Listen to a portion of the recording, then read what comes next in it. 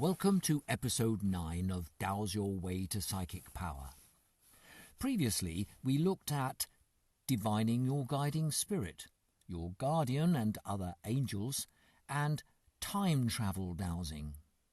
In this episode, we look at that most extraordinary of divining skills, map dowsing, and we learn to talk with animals, plants, and, yes, stones, and objects of power in your home. But first, map dowsing.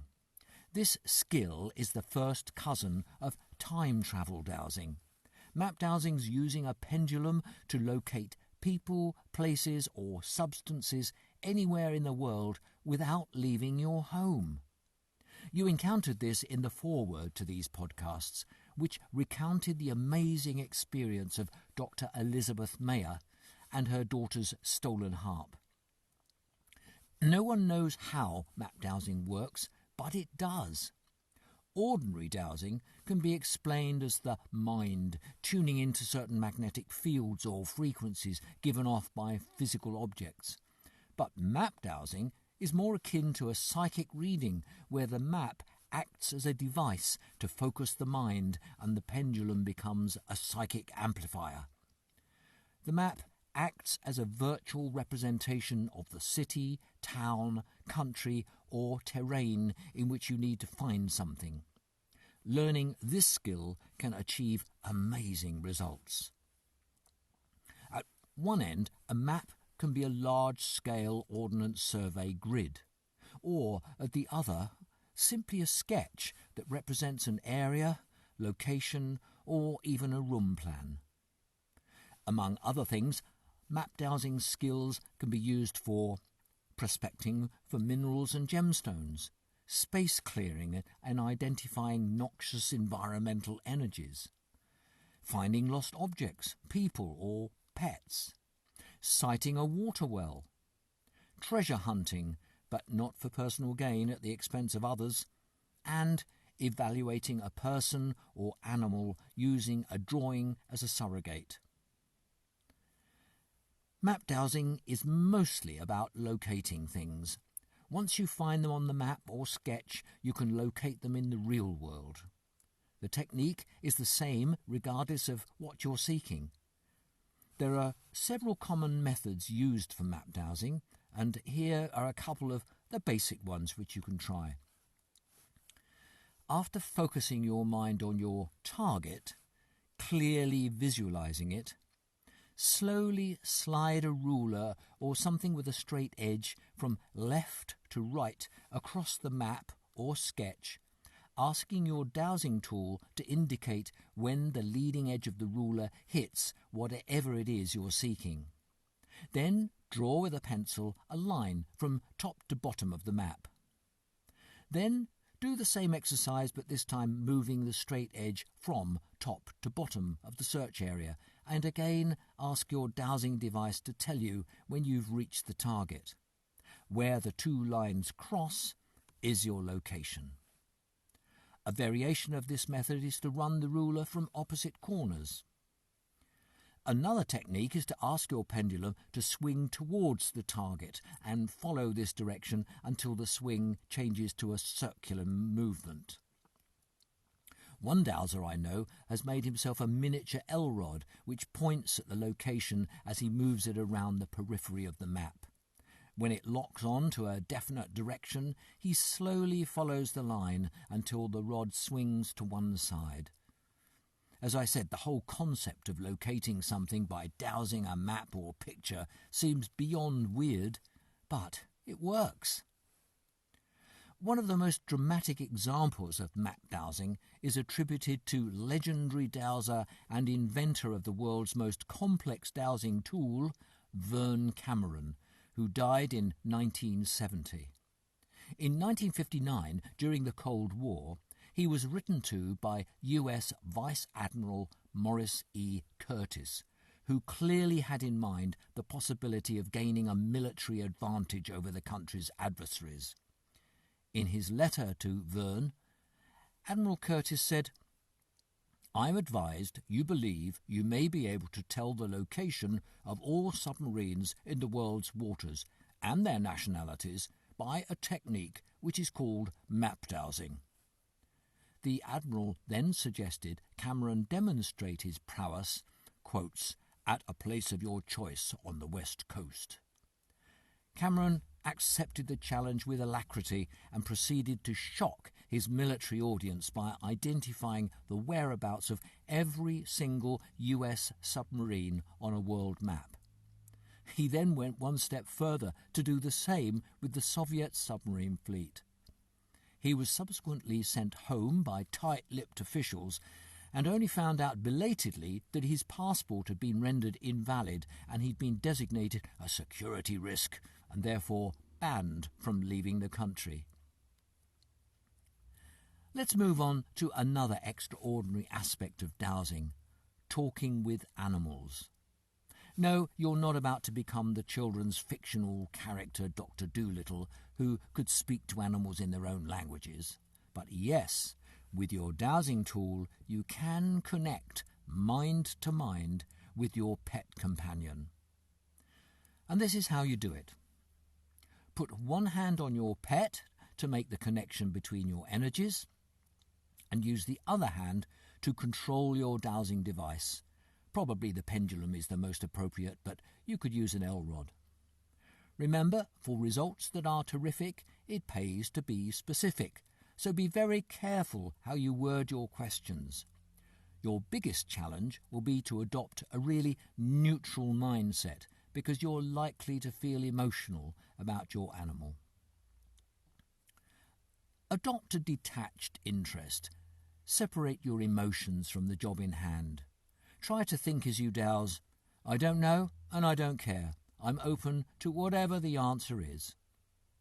Say the animal is your pet dog Daisy, and she seems to have a painful and stiff leg. Is it arthritis or a sprain? Is it a joint problem? Or could it be a torn ligament? To get to the root of the issue, you need to phrase your question to drill down to the central cause. Swinging your pendulum in the search position, you might begin by asking, is Daisy's limp caused by a physical problem? It might seem obvious that it is, but there could be an emotional or mental cause behind it. If the answer's yes, start the process of elimination. Is the cause of Daisy's limp skeletal damage? No. Is it muscular? No. Is it connected with a ligament? No. Is the problem with her foot? Yes. Has it suffered a recent trauma? Yes. Did it happen while she was out walking? Yes. Are all the pads affected? Yes. Are the toes injured? No. Is the damage permanent? No. So, it would seem Daisy's hurt her foot in some way as she scampered about in the undergrowth. You can then address Daisy directly. Daisy, did you put your foot awkwardly down a rabbit hole? No. Did you catch it in some branches in the bushes? Yes. As a responsible dog owner, you'll now examine Daisy's foot carefully and note if she flinches when you hold it. You might then decide to confine her to gentle exercise and see if nature heals her. Or, if she's in obvious pain, you'll take her to the vet for treatment. If you begin to use dowsing regularly with your animal friend, you'll certainly improve your understanding of him or her, and you'll have a more harmonious relationship.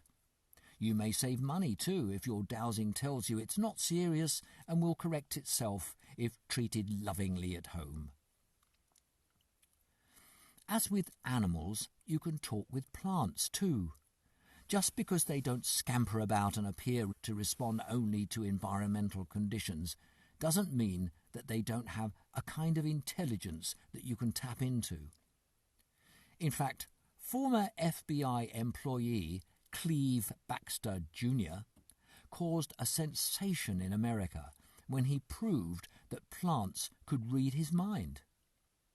Baxter, who died in 2013 at the age of 99, was America's foremost expert in the polygraph, the lie detector, which works by measuring the electrical resistance in a human being's skin. During a boring day at the office in 1966, he connected the electrodes of the machine up to one of his philodendron plants to measure the time it took for water to reach the large leaves. He noticed that the plant was measuring what, in a human subject, would be classified as excitement. He then tried different things with the leaf that had the polygraph electrode attached, even sticking it into a cup of hot coffee. The plant showed no other reactions and even seemed to be getting bored. Baxter too was getting bored with the experiment, but decided to do one last dramatic act. He would burn the leaf. He didn't have any matches, so he left the room to find some. When he came back, he noticed the plant's readings jumping all over the chart. Baxter was astounded, but he concluded that just the thought of burning the leaf was enough to throw the plant into a state of fear. A variation on the experiment proved the plant would sense the intended assault whether Cleve was in the next room or even miles away. The process was performed numerous times by different people, and the same results were happening, although, after time, the philodendron began to realise it was just a test and wouldn't really be burned. There followed 36 years of research, which culminated in Baxter writing a book about his experiences, which became a world bestseller.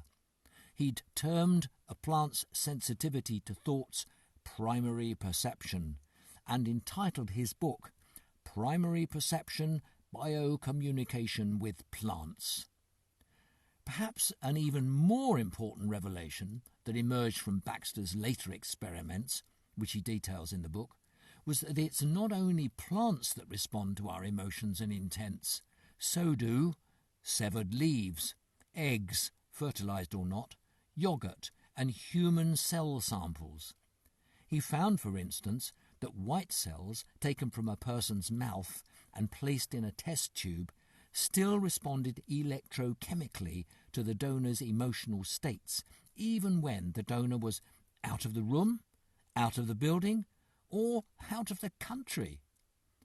He stumbled on this new dimension to biocommunication when he poured boiling water down the sink. His plant seemed to react again. What could hot water going down a sink have to do with a response from his measurements of the philodendron? It had to be that live microscopic organisms in the drain were being killed by the hot water, and the plant was reacting in sympathy. He was astonished that bacteria could emit signals that could be received many feet away by another life form. These discoveries opened up a new paradigm in science, ecology, and healing. We dowsers don't need a polygraph to communicate with our houseplants, veg patch, or rose garden. The humble pendulum will do nicely. Gently touching the pot plant, you can ask, "Is this the best place in the room for you to thrive?" If the answer is no, either ask your pendulum to indicate the direction of the best location, it'll swing back and forth pointing the way, or you can hold one L-rod in the search position and turn slowly in a circle until it sticks in one direction, and then follow it until it swings sideways as if it was crossing with its invisible partner. That is the position in the house where your pot plant will thrive best. You can repeat this exercise in the garden for your outdoor plants. If a plant is looking sickly, you can ask it, "What's wrong? Do you need water? Am I overwatering you? Is there too much shade? Is there too much sunlight? Are you being suffocated by other plants nearby?" If your mind is in a state of relaxed concentration as you douse, you'll get the right answers, and your garden and houseplants will flourish. And our subject doesn't need to be living for us to dialogue with it. Yes, you can even talk to stones. and the idea's not as mad as people might think. Remember, according to the Big Bang Theory, we all came from the same original source, so we're all interconnected. Later, as nothingness began to coalesce into atoms, those atoms became different things: dinosaurs, insects, fish, birds, animals, people. And as the famed double-slit experiment now demonstrates, the smaller constituent parts of atoms, particles, have a consciousness. Every atom is conscious. Just because some of them may be inert as part of a rock does not mean there's not some form of intelligence there. And the posh word for this is panpsychism. And it's this intelligence that we tap into when we dowse. To help you communicate in the most effective way, here are my top tips for dowsing at, say, a sacred or megalithic site. 1. Quieten your rational mind. If you try to make sense of dialoguing with the stones, you won't. 2. Tune in to the consciousness of the stones and allow it to interact with yours. 3. Be aware, but don't analyse, how you feel on an emotional level. Then, as you move about the site, ask whatever questions you feel appropriate. For example, when was the site built? What was its purpose? Religious, ceremonial, astronomical, other? Do the stones retain their power? Does water run beneath the site? Does this feed the site's energies? What energy lines run through and around the site? Do the stones communicate with other sacred sites? Can the stones help me? Can I help them? Is there a special spot for me to stand today? Is there a special stone ready to feed its energy to me today? What message is the stones communicating to me today? Do the stones have a healing purpose? Can they help me with my healing purpose? Is there anything else of interest for me to find? If so, show me where. By the way, always ask permission of the spirit of place or the guardian of the site before you enter or do any work. And remember, protect yourself in the usual way. Earlier, we talked about geopathic stress, and I mentioned one contributor can be something called a power object. This can be any item, a ring, say, or an ornament, a vase, a book, a painting, stone, an item of clothing, or anything that can be touched. It's something that contains energies transmitted to it by a life form, usually a human being.